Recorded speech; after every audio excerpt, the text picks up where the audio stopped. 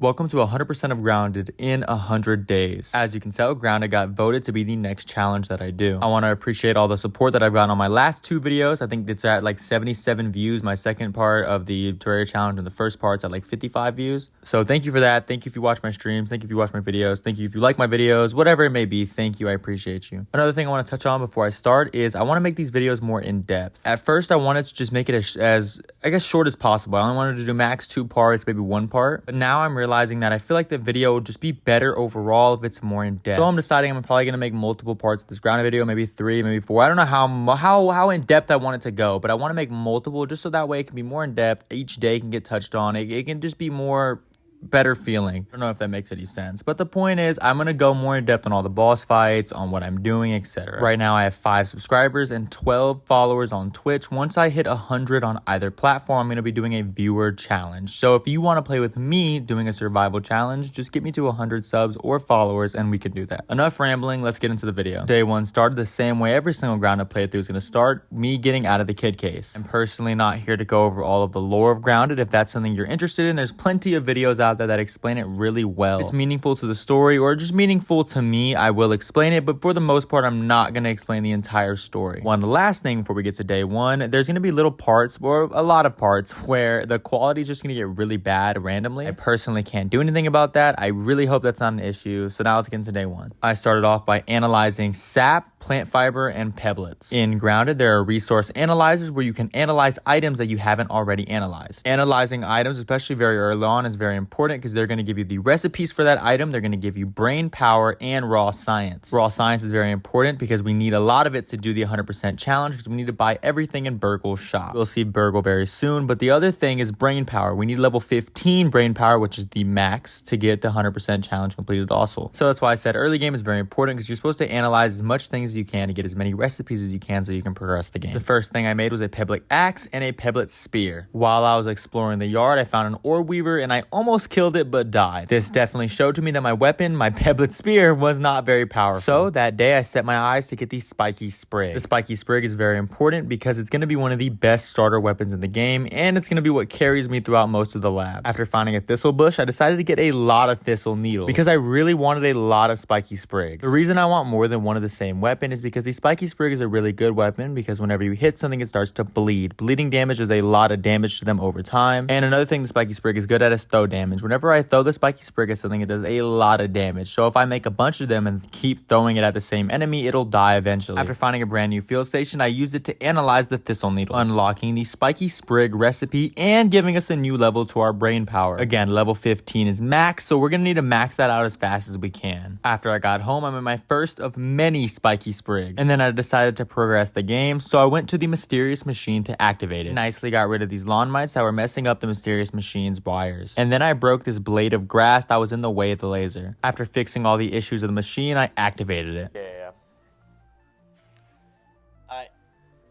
First quest done. Now we have to go to the hedge lab, sorry, the oak tree lab, and then the hedge lab right after.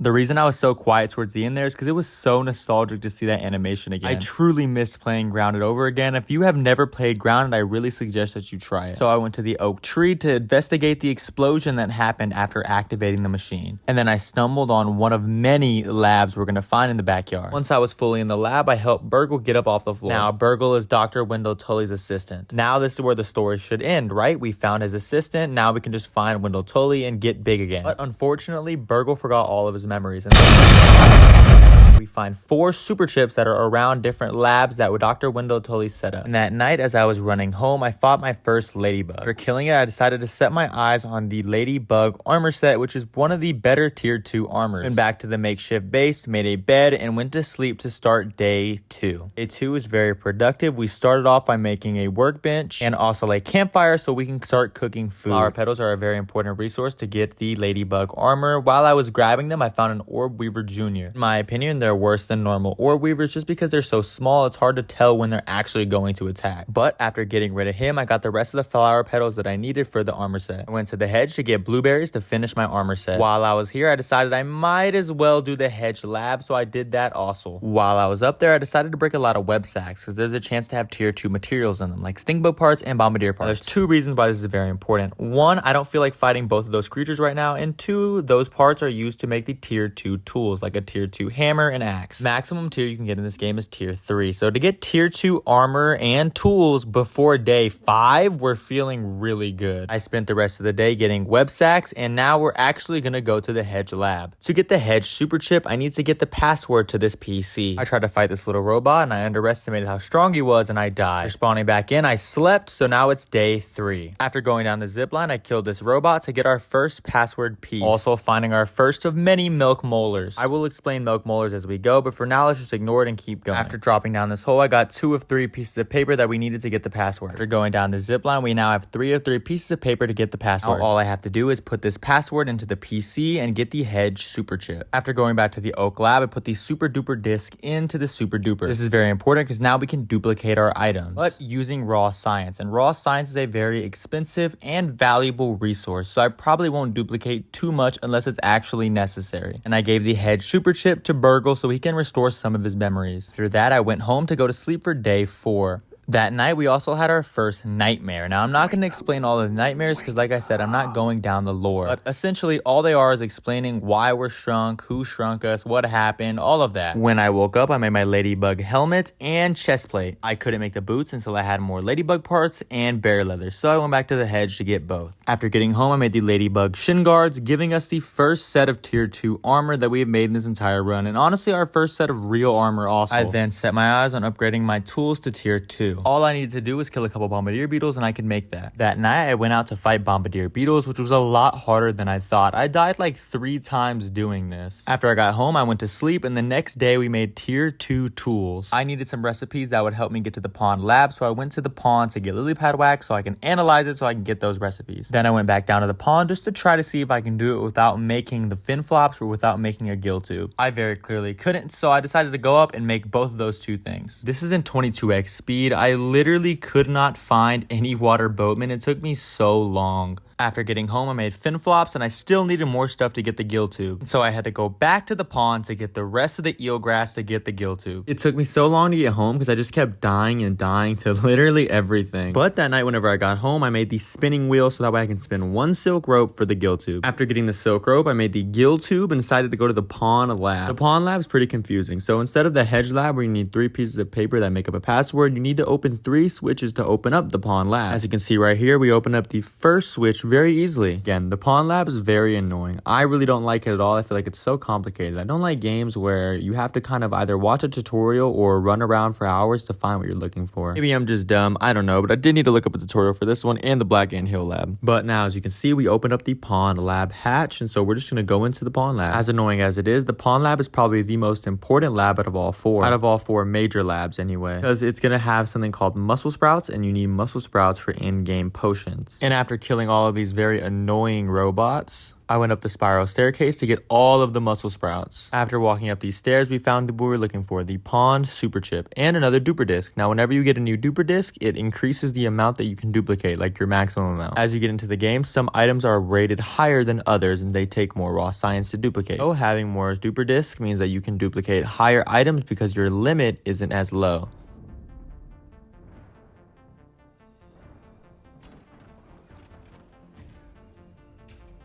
And finally, on day 6, we ended up opening the pond lab. That day, I went back to Burgle and gave him my new super chip that I just collected. After giving him my super chip, I went home, went to sleep, and we're now going into day 7. I spent the entire day getting red ant armor so that way I can begin building. If you saw my last Terraria challenge video, as you can tell, I'm not the best builder when it comes to building bases. And so I wanted to build a decently nice base during this challenge. It wasn't necessarily a requirement, but it was something I wanted to push myself to do. Be ready, especially during the end. I'm going to be doing a lot of base building during this challenge. I decided on making a tree house just because, like, I don't know, I've never done it before. It's kind of like the staple for Grounded. It's a very common build in Grounded. I've just never personally done it myself. And it'll be very convenient once I can set up zip lines and do all of that. But for now, I just wanted a starter little base. One day later, I finished the staircase up to the tree and I decided to go with Pebblet Foundation as my floor. 2 days later, this is how the base is looking. I don't really know how I feel about the Pebblet Foundations because they're so chunky, like they're so thick for some reason. I don't know. But again, this is how it's looking. So now let's go to the Haze Lab, or at least prep for the Haze Lab. The Haze Lab contains another super chip, meaning we would have 3 out of 4 as soon as we finish it. This is in 20x speed. I decided to just aimlessly run around until I found a infected Weevil. Because the Haze Lab needs a bomb to open it up, and I don't want to make bombs. So you can use the fact that the infected Weevil explodes to open up the door. After finally finding an infected Weevil, I led it down to the Haze Lab door and made it explode. That way it would open the door. The Haze Lab is a very short lab. It took me, I think, like 10 minutes to beat it, but it does have a boss in it. I won't say it's a boss because it is a regular bug. It's not necessarily a boss, but it is, you know, I guess you could say it's a boss for the lab. After scaredly running past these Weevils, I went into the water to go to the boss area. Not really a boss, but you know. And here's the boss, I guess. Whatever. It's an infected ladybug. I definitely over-prepared for this. For some reason, whenever I first played, I felt like it was a lot harder. Like, I swore it was super difficult, but maybe it's just because I'm using the spiky sprig and not what I used last time. I don't know what it is, but it was very easy. I actually struggled harder on these little infected mites than I did the actual, again, boss. Not really boss, but you know. After finally figuring out a way I can consistently kill these stupid mites, I ended up going into the last room for this lab. After grabbing this duper disc, I also grabbed the super chip, meaning now we have 3 out of 4 until we're done with the main storyline as far as super chips go. We're on really good pace right now, and if I can keep this pace up, we could beat the game very early. I'm not necessarily trying to speedrun or anything, but I am trying to get it done as fast as I can because I'm going to need a lot of time to get everything that I need to 100% because I need to get every single Molk Molar, every single Scaby, beat every mixer, do everything like that, get every chip, everything. Also beat every single boss. So I really need to have a lot of time just to guarantee that I'm good on that. After getting home, I went to sleep to go to the next day. Somebody in my chat recommended me to use the mosquito needle for the next lab. Now, little did both of us know how bad the mosquito needle would be for the next lab. Now, both versions of the mosquito needle are pretty decent weapons. They have a lifesteal. That's what makes them really good, is their lifesteal ability. If you don't know what that means whenever I hit something, I get some HP back. So if I continuously hit something, I get a lot of HP, and the mosquito needles are both really fast weapons. But the only trade-off is that they don't do a lot of damage. But I think it's worth it considering how fast they swing, and again, the lifesteal. Now that might make you think, why is it bad for the next lab? Well, because there's a boss fight in the next lab. And as you'll see pretty soon, the boss is a robot. Now here's where the issue is. I cannot get lifesteal. I can't take life from something that's not living. Meaning I was essentially trying to fight a boss with just a needle. Like there was no lifesteal to it. It was a weak needle that did no damage. But that unfortunately did not cross my mind at all. So we go into the Black Anthill lab at nighttime. I'm gonna go ahead and save you some time here because this lab is so obnoxious. Like it is literally nothing but just running around in circles and dark, and there's like buttons you have to click and you have to run. Like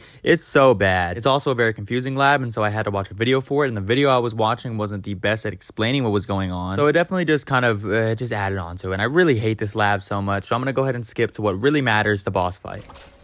But here's the boss fight, right?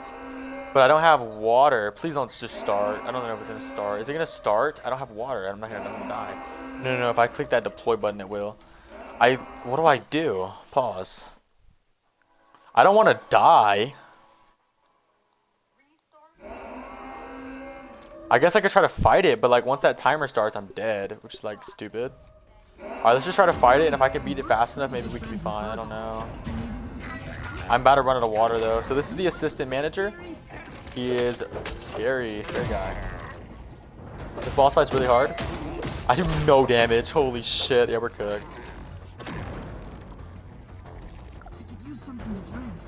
I'm gonna die in 100 seconds. That's 2 minutes. I can't beat the boss, get home in 2 minutes. Like, that's not gonna happen. It's not possible. Yeah, I don't know if it's possible. Now I had a very big chip on my shoulder because not only was I already having to fight a boss fight without doing any damage at all, I had a timer, and if I don't get the boss fight done and get home in that timer, I'm dead and I lose everything. Even whenever I do load saves, where you load the game and go back to your save to restart exactly where you were, it's not going to help anything because the timer is going to come back at the same time anyway. So after dying, instead of just going back to my save to restart the fight again instantly, I decided to actually respawn because I figured that there would hopefully be some water on the way, and we thankfully did find some. After saving my game, I decided to continue to try this over and over again until I got it done. I wish I had gotten a Red Ant Club or really anything other than the mosquito needle right now, but I cannot control that. We're already on good pace, so I'm not going to complain. Let's just get this started. Half HP.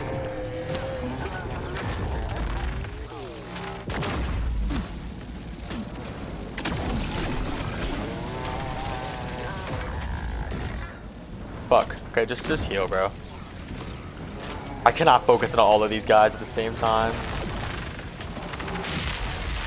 I'm actually getting so annoyed. God damn! Okay, I'm getting super overwhelmed. Let me just get away from these guys, heal up, and try to fight them. Yeah, I'm about to die here. 360 maybe, I don't know. Add a little bit extra style points. Okay, reload save. Let me actually make a plan instead of just jumping straight into it. As you can tell, I had a really big issue where I would get really overwhelmed when shit started continuously spawning, or whenever the corners started to electrocute me when I got close to them. It was just really overwhelming. On the second attempt, I did way better. I started to actually get into a groove where I would actually, understand what I'm doing. Like, I'm not just doing random shit, you know what I mean? I'm understanding what I'm doing, how everything's working, etc. On the third attempt, he had 1 bar. I stupidly threw my hammer and lost it. If I did not lose my hammer, I would have won right there. So we can try Tussle.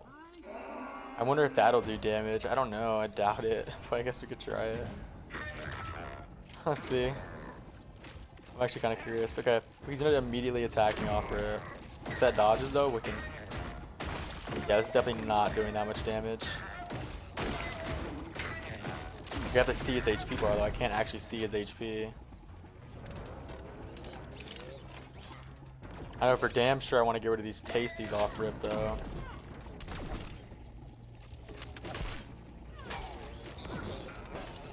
Once I do it, I want to test that treble tussle. Making my fist explode is kind of cool.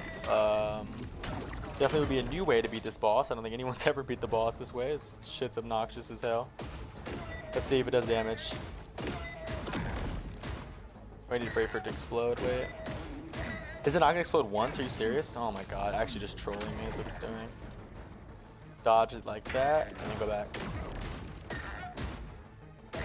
Honestly, this isn't doing horrible damage. One thing is the explosion just doesn't do much damage, and that's like the main reason you would even want to do that, is because the explosion's strong or something. If the explosion's not strong, there's literally no point in doing it. We sit in the corner like this, and we can perfect block everything, and then we're gonna just wait it out. Okay, now we're gonna run back. Low key, I'm gonna just punch. Low key, it worked.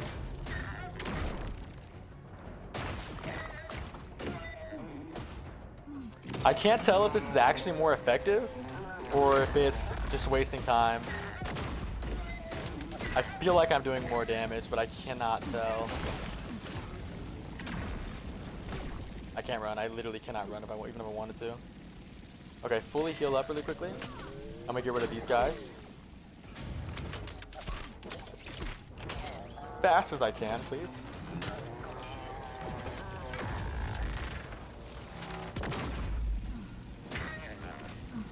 I can't tell if that does more damage or not. But at that point I should just use this, because like it does more damage and it's faster, right?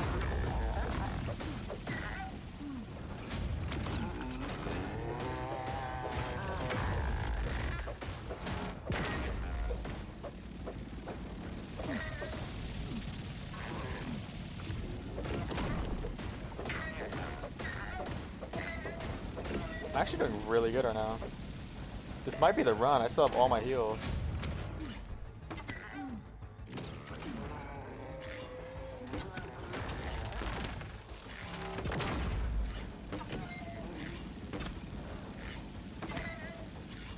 Okay, that's not doing any damage. We're just gonna pull this out before he pulls out his fucking side move where that shit gets so overwhelming. Why was this run I wonder, do boss fights have RNG? Am I tripping? Or do these boss fights have like RNG with them? Does that make sense? Like with how he does his attacks. I don't know if that's stupid, but I feel like, right? I mean, he didn't do the side moves at all. Those are the one move that was like fucking with me the most, and he didn't do it at all that time.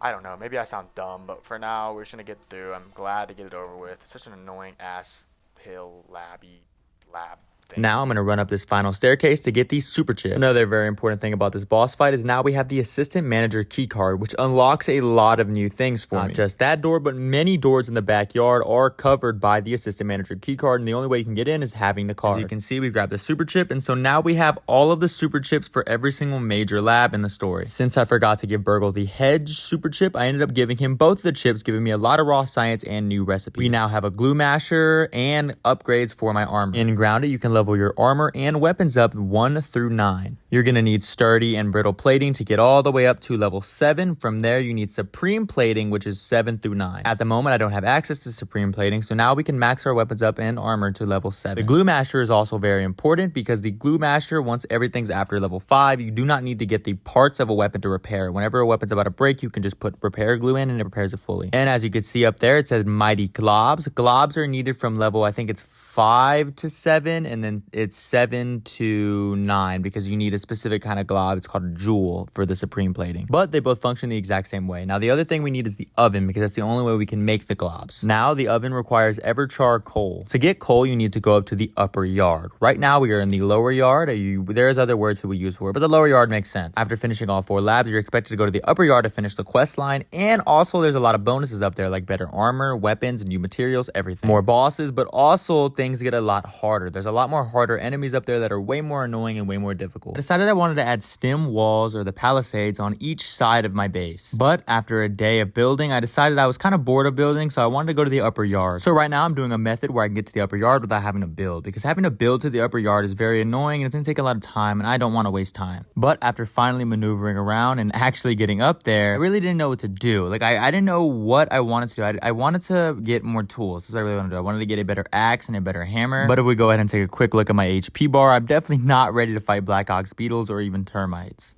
But after spending a long time, I ended up getting a Black Ox beetle into a spot where he couldn't really do anything to me, so I just kind of cheesed him until he died. I need his parts to make the Black Ox hammer, the tier 3 and final tier of hammer that I need. Before I could do that, I needed a material that I could not get until I got the termite axe, which is the tier 3 axe, again, the final axe. So after killing this Black Ox, I got straight to it and tried to kill termites to get the axe. The very next day, I had everything I needed to make the termite axe. As you can see here, I have someone playing with me. That's Meowcenary, someone from my chat. I don't think this invalidates the run because he doesn't help me with any boss fights. He doesn't find anything. He doesn't do anything really, but just kind of help me get a couple materials and help me build my base. I wanted to shoot for antlion armor just so that way I can 1, get the coal chunks that I need for the oven, and 2, just have a real tier 3 armor set and a real tier 3 weapon with the antlion greatsword. So again, he pretty much is only helping me to build and to help me get the antlion parts. He will not be in this run after all of that. So yeah, that's about it. I hope you don't think that's cheating. Let's get into it. About 2 days later, we went to the sandbox to fight antlions. Definitely was tired of building. We built a lot. So farming these antlions was kind of refreshing, but they definitely were very difficult, and this was very scuffed overall. However, after 2 more grueling days of just dying over and over again, I ended up getting enough parts to get the antlion armor set, except for the bee fuzz, but I'll get that eventually. And not even 3 minutes later, a bee was just sitting right next to the tree. I don't know. It must have been fate because he had dropped exactly the amount of bee fuzz that I needed to get the rest of the antlion armor. Pretty much the remainder of the day and night, I was kind of just AFK. I was spinning silk rope and I was just kind of talking to chat. It was a more relaxing day. And now this is kind of what we're running with. We have a full set of antlion armor, an antlion greatsword, a tier 3 axe, and the black ant shovel. That night, I headed back to the upper yard to get pupa leather so that way I can make the Black Ox hammer. Followed the night up by getting some lint before I left the upper yard. If you didn't know in Grounded, whenever you put something inside of any kind of machine or any workstation at all and you go to sleep, once you wake up, the entire machine waiting time is finished. So instead of having to wait like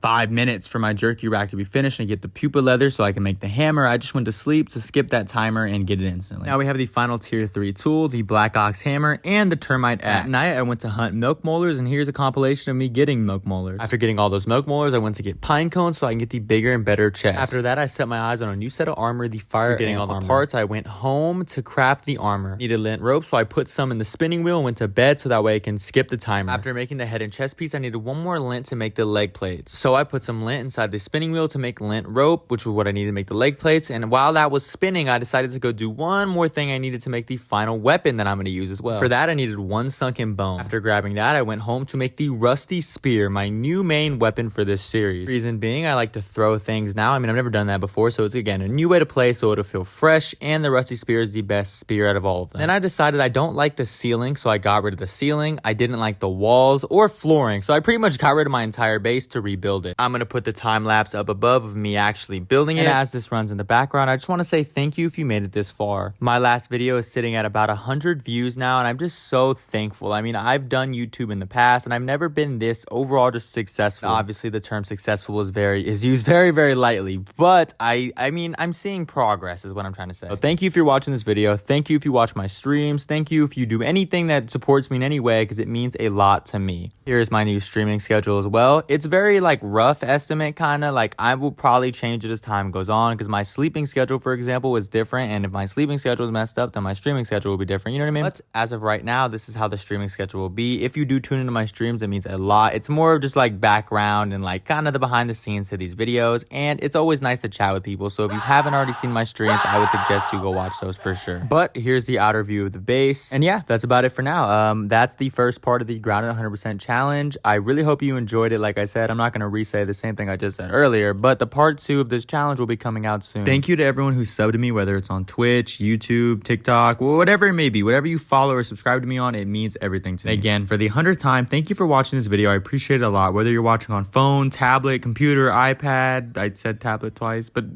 TV, whatever it may be, especially TV, I appreciate it a lot. So yeah, that's about it. Thank you for tuning in. Thank you for watching. Part 2 to this challenge will come soon.